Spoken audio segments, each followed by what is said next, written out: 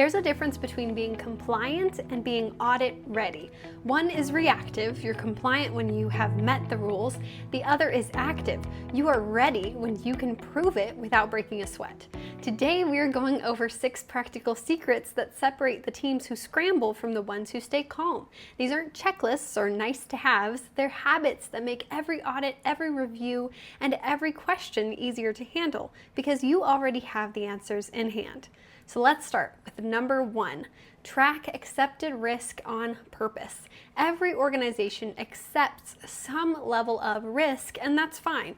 But the difference between a failed audit and a confident one often comes down to intent. If you've identified a vulnerability but can't remediate it right away, document your reasoning. Why did you accept it? What controls minimize it for now? And when is this going to be reviewed again? That short explanation turns what looks like neglect into a professional decision. Auditors respect that transparency. It shows that you're aware, you're informed, and you're managing risk instead of ignoring it. And inside your security risk analysis, you can flag those items for review next quarter, a built-in loop that keeps your plan alive and your evidence current. Number 2, let normal work be your evidence. One of the biggest stressors before an audit is pulling together proof. The policies, screenshot reports, training logs, vendor communications. But here's the thing, you don't need a separate folder for audit evidence. Most of what the auditors want is proof that you already have. Your meeting notes, email threads, ticketing systems, or change logs. Those are all part of your record. The trick is capturing them as you go. Add a sentence in a meeting note about what decision was made and why. Save that screenshot when a safeguard is tested or a system is updated. When you treat normal work as your documentation, you avoid the end of your scramble and you show exactly what they are looking for. Real activity, not paperwork that was created for show.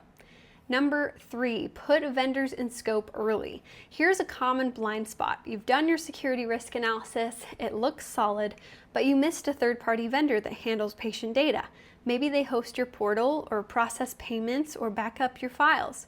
When that vendor isn't included, you've left an entire section of risk outside of your plan. And one of the first places that auditors look is for gaps in your vendor oversight. So when you're building your SRA, make sure that every vendor that creates, receives, maintains, or transmits PHI is on that list. Ask a few key questions. Do they have a business associate agreement in place? Do you know how they'll notify you if something goes wrong?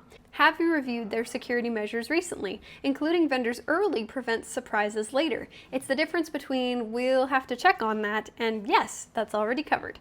Number 4, keep one proof for every high-value policy. There's a simple test that can save you hours of stress. For every major policy, security, privacy, access, breach response, incident handling, make sure that there is at least one piece of living proof tied to it. For example, if your policy says that you conduct workforce training annually, save a copy of a completion report or the training reminder email. If it says that you review access logs quarterly, keep the most recent ticket that shows that it happened. Auditors don't just want policies, they want evidence that those policies are active. One proof per policy tells that story cleanly. Number 5, finish the year with 2 visible wins. Most compliance programs fade into the background after the annual review, but the truth is, nothing shows real progress like visible improvement. Start with 2 concrete actions. Maybe you close an open risk item. Maybe you finally document that access review or finish your vendor audit. Whatever it is, make sure that you can point to something that was done this quarter that clearly improves your security position. When auditors see movement, they see maturity. It tells them that you're not just reacting, you're maintaining momentum. If you're already using Medcurity, that is easy to track right in your risk management plan. Those small wins stack up, and by the time your next audit rolls around, you've built this pattern of progress. And number 6, treat the security risk analysis as a living process. This one ties it all together. The SRA isn't a once-a-year project or a document that you update when you're under pressure. It's the foundation that every other compliance activity builds on. When you treat it as a living process, it becomes your roadmap, your guide for what matters most, what to prioritize, and what to monitor. It's not about achieving perfection, it's about progress that is visible, documented, and steady.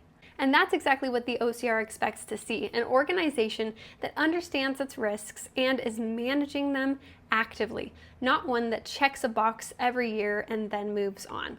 At Medcurity, this is where we help the most. We make the security risk analysis clear, actionable, and audit ready. We walk your team through that process, identifying real risks and supplying you with documentation that stands up when it's asked for. All right, let's wrap up. If you remember nothing else from this, please remember this. Most failed audits don't happen because people didn't care. They happen because tracking and documenting fell behind. These two habits, tracking what you do and documenting it as you go, are the thread that connects everything we talked about today. Whether it's your vendor management, your risk analysis, or your accepted risks, keep proof of motion. Because motion is what compliance really means, not perfection, but proof that you are working to stay secure.